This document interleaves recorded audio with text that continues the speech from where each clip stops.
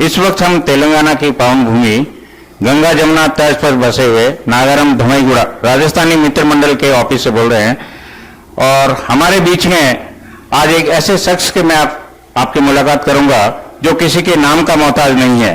पाली जिले के छोटे से गांव बिरावास श्रीमान भंवर सिंह जी जागरवाल के सुपुत्र समाजसेवी अखिल भारतीय भाजपा प्रकोष्ठ व राजस्थानी मित्र मंडल के अध्यक्ष श्रीमान सोहन सिंह जी राजपुरोहित और मित्र मंडल के मोटाराम जी ताराराम जी सिरवी और समाजसेवी रामलाल जी हमर, रमेश चौधरी और प्रकाश जी संचा और बरका देवी के प्रबंधक प्रकाश जी जाट हमारे साथ है। उन सभी का हार्दिक स्वागत है।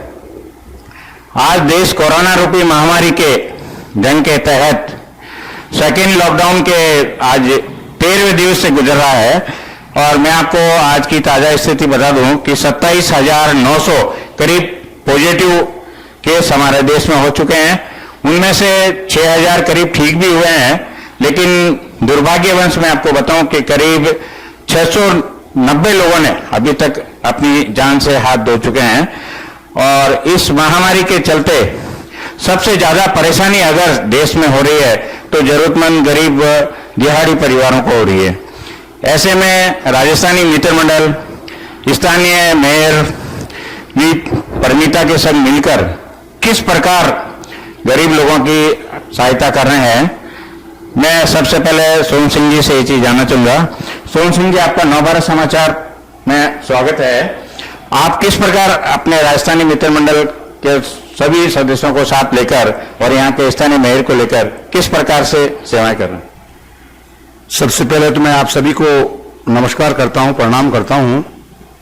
और इस कोरोना रूपी महामारी जो पूरे हिंदुस्तान में भयंकर रूप ले चुकी है, फिर भी काफी बाकी देशों से हमारा देश अभी बहुत सावधान है, सचेत है और इस मामले में बहुत सावधान है और बहुत कम मात्रा में हमारे यहाँ पर अभी ये मरीज है। और रही धमईगुड़ा और इस नागाराम और इस जो ECIL आजू बाजू के जो एरिया हैं, वहां पर हमको जैसे भी पता चलता है कि यहाँ पर गरीब भूखे हैं या उनको सुविधाएं उपलब्ध नहीं हो रही हैं, तो मेरे सभी राजस्थानी मित्र मंडल के जो कार्यकर्ता हैं उनके सहयोग से और हमारी स्थानीय मेयर, इससे पहले भी आपने देखा होगा, मेयर को जाकर के हमने राजस्थानी समाज की ओर से एक सहयोग किया, राशन सामग्री उनको भेंट की कि हमारे जो एरिया है उस एरिया में एक भी व्यक्ति भूखा नहीं रहना चाहिए। जैसे नरेंद्र मोदी जी ने कहा है, देश के लोकप्रिय नरेंद्र मोदी जी प्रधानमंत्री जी ने कहा है कि एक भी व्यक्ति भूखा नहीं रहना चाहिए, हम उसी मिशन पे काम कर रहे हैं। सर, हाथों में गीता रखेंगे, सीने पे कुरान रखेंगे, भाईचारे का ऐसा शंख बजाएंगे, धर्म इबादत से पहले हिंदुस्तान रखेंगे। आज लॉकडाउन का पीरियड चल रहा है, तो मैं आपसे ये जानना चाहूंगा कि आप सभी देशवासियों एवं प्रवासी बंधुओं को लॉकडाउन का किस तरह पालन करना चाहिए, जिसमें अगर कोरोना रूपी राक्षस से हमें जीतना है तो सामाजिक दूरी बनाए रखना, मास्क पहनना, इसके बारे में आप क्या? नहीं, सबसे पहले तो मैं सभी से निवेदन करूंगा, समस्त देशवासियों से निवेदन करूंगा, मेरे जितने भी हिंदुस्तान के देशवासी हैं उन सभी से मैं कर जोड़ करके निवेदन करूंगा कि वो सामाजिक दूरी बनाए रखें, मास्क लगाएं। नरेंद्र मोदी जी ने कहा है कि जो जितनी आप दूरी बना के रखेंगे, अपने स्वास्थ्य का ध्यान रखेंगे, तो इस कोरोना महामारी को हम जड़ से खत्म करेंगे। हमें इनसे लड़ना है और लड़ने के लिए हमें अपने आप को पहले सावधान रखना है। सर, पेड़ के कटने का किस्सा न होता अगर कुल्हाड़ी के पीछे का हिस्सा लकड़ी का न होता। निजामुद्दीन मरकज से जो तबलीगी जमात निकली है सर, उसके बारे में बड़ी विडंबना है, वरना कब का लॉकडाउन खत्म हो गया होता। ऐसी बात नहीं, जब आपको पता चल गया कि मैं कोरोना से पीड़ित हूं तो आपको सरकार के पास जाकर के चेक करवाने में क्या तकलीफ है? ये मरकज वालों ने इस देश का दिवाला निकाल दिया है। मुझे कहने में बिल्कुल संकोच और शर्म नहीं है। ये और सारे मुख्यमंत्रियों ने कहा है और सारे लोगों ने कहा है कि जितनी भी महामारी हिंदुस्तान में फैली है, वरना ये ऐसी महामारी नहीं फैलती, ये मरकज से निकली हुई महामारी है। वरना 25 लोग जब हमारे हुए तभी हमने होली मनाना बंद कर दिया था, हमने मिलन आपस में बंद कर दिया था, सामाजिक दूरी तो हम उस दिन से बढ़वा रहे थे। उसके बाद इन लोगों ने सिर्फ अपनी जिद को जिंदा रखने के लिए मरकज में कार्यक्रम आयोजित किया और पूरे हिंदुस्तान में ये मरकज से भी निकले जमातियों को भेज दिया और सारे जाकर के मस्जिदों में छुप गए। ऐसा नहीं, पता चलने के बाद अगर ये लोग आ जाते, सरकार आपको सुविधा दे रही, चेक करने से लगा करके सारी व्यवस्थाएं सरकार कर रही हैं, सारे सरकार के पैसे लग रहे हैं, तो फिर को आपको चेक करवाने में क्या तकलीफ है? आप क्यों मर रहे हैं और क्यों दूसरों को मारने पर तुले हुए? तो मैं जितने भी इस देश से देशवासी उनसे निवेदन करूंगा कि आपको कहीं भी दिखे कि कोरोना संक्रमित है तो सरकार को फोन करें और जांच करवाएं। और जमाती जितने भी हैं उनसे भी मैं कहूंगा कि अभी कुछ नहीं बिगड़ा, अभी भी बढ़ रहे हैं और सिर्फ इन मरकज की वजह से ये मामले बढ़े हैं।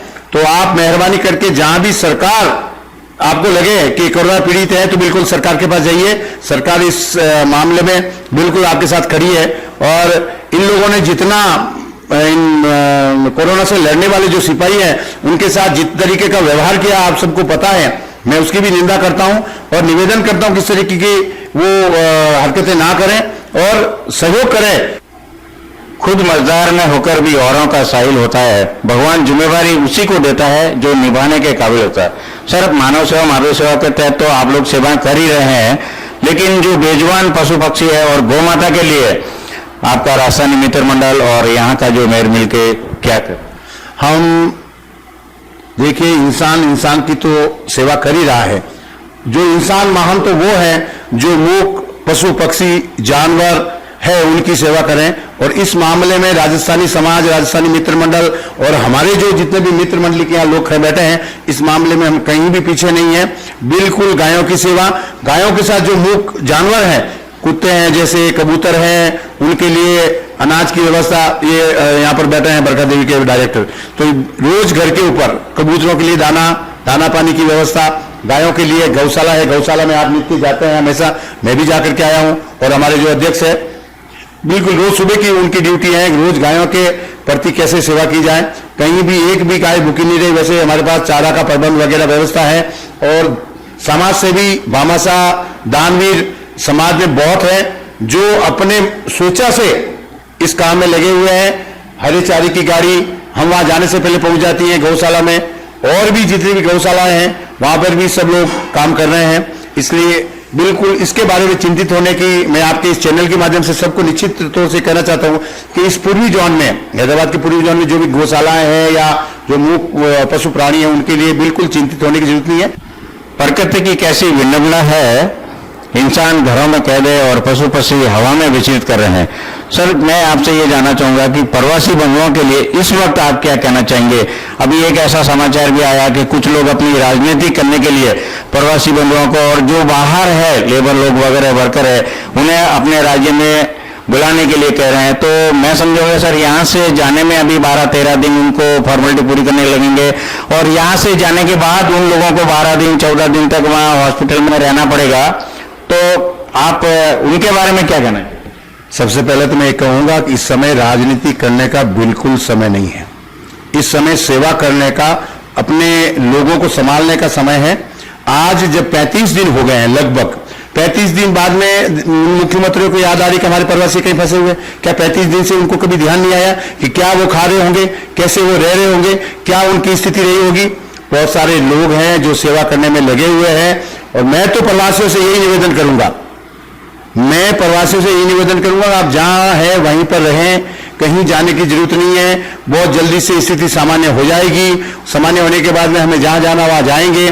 मैं प्रवासियों से एक ही निवेदन करूंगा, करबंद करके निवेदन करूंगा कि अगर आप थोड़े दिन रुक जाइए, जरूर स्थिति सामान्य हो जाएगी और हम अपने वतन भी जाएंगे, घर वालों से मिलेंगे, परिवार के साथ भी रहेंगे। और उसके उपरांत अगर सरकार आपको सही तरीके से अगर ले जा रही है, सही तरीके से आपको व्यवस्थाएं दे रही है, जबकि इसके अंदर बहुत सारी कठिनाइयां वो रोज एक नए पेज खड़ा कर रही है, तो मेरा निवेदन है कि आप जहां हैं वहां रहिए, सामाजिक दूरी बना के रखिए और शांति से रहिए। सर, आप एक पार्टी के वफादार सैनिक है, इतने वर्षों से आप भारतीय जनता पार्टी की सेवा कर रहे हैं। अगर आपको इन सेवाओं को मद्देनजर रखते हुए भविष्य में अगर आपने पार्टी ने कोई अगर आपको कोई पद दिया और आपको सेवा करने का मौका दिया तो आप राजनीति में? सबसे पहले मैं तो पार्टी का बहुत आभार व्यक्त करूंगा। मैं तो एक छोटे से गांव से निकल करके आया हूं और आज यहाँ एक प्रतिष्ठित हूं, तो ये सारी पार्टी की मेहरबानी है। और भारतीय जनता पार्टी तो जब भी हमें जो हुक्म देगी उसकी पालना होगी। जो भी काम सौंपती है हमें, हम ईमानदारी, नैतिकता से और एक भारतीय जनता पार्टी का अनुशासित सिपाही होने के नाते बड़ी ईमानदारी से हम उस कार्य को करते हैं और निभाते हैं और करते हैं। हमने कभी पार्टी से न तो कोई पद मांगा है, न प्रतिष्ठा मांगी है। अपने आप पार्टी ने बहुत कुछ हमको दिया है, मांगने की हमें जरूरत नहीं है। और पार्टी अगर किसी काम के लिए कहती है तो हम सहर्ष उसको स्वीकार करेंगे और जनता की सेवा करने का मौका अगर पार्टी हमको देती है तो जरूर हम उनकी बात में, उनके दिल में जगह बनाएंगे और उनकी आकांक्षा पर खरे उतरेंगे। जैसा कि सोहन सिंह जी ने आज बहुत कुछ बता दिया है, लेकिन कोरोना रूपी राक्षस से अगर हमें जीतना है, सामाजिक दूरी बनाए रखनी होगी, मास्क पहनना होगा और लॉकडाउन का सख्ती से पालन करना पड़ेगा। विचार ऐसे ही रखो कि अपने विचारों पर किसी को विचार करना पड़े। समुद्र बनने से क्या फायदा, बनना है तो तालाब बनो, जहां शेर भी पानी पिए तो सर झुका के पिए। हैदराबाद नव भारत समाचार, कैमरामैन आलोक के साथ मैं पर्वत सोलंकी।